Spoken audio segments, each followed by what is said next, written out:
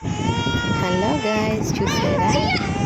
నేనైతే టుడే రవ్వ లడ్డూలు ప్రిపరేషన్ చేస్తున్నాను ఫ్రెండ్స్. అన్ని కొలతలతో వేస్తున్నాను.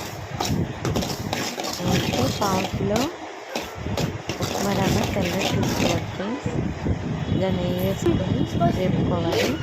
ఇంకా ఆ నెయ్యిలో జీడిపప్పులు వేయించి గోధుమలు వచ్చినట్టు చూసుకోవాలి. అలాగే ఈ లోపల షుగర్ ఈ విధంగా మిక్సీ పట్టుకోవాలి ఫ్రెండ్స్. ఇంకా యాలకులు, ఇంకా ఎండు కొబ్బరి, కొంచెం ఎండు కొబ్బరి కూడా మిక్సీ అయినా పట్టుకోవచ్చు, లేకపోతే తురిమి వేసుకోవాలి. ఫస్ట్ అయితే ఒక బౌల్ తీసుకొని దానిలో మనం వేయించుకునే ఉప్మా రవ్వ, ఇంకా షుగర్, జీడిపప్పు, కొబ్బరిని వేసుకొని మిక్స్ చేసుకోవాలి.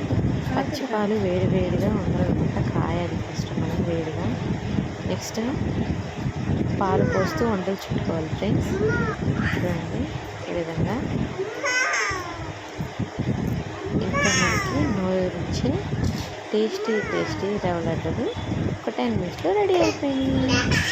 చూసారుగా, ఎంత ఈజీ మెథడ్. మీరు ట్రై చేయండి. ఎలా ఉన్నాయో కామెంట్ చేయండి. మీరు నచ్చి లైక్ చేయండి. బాయ్.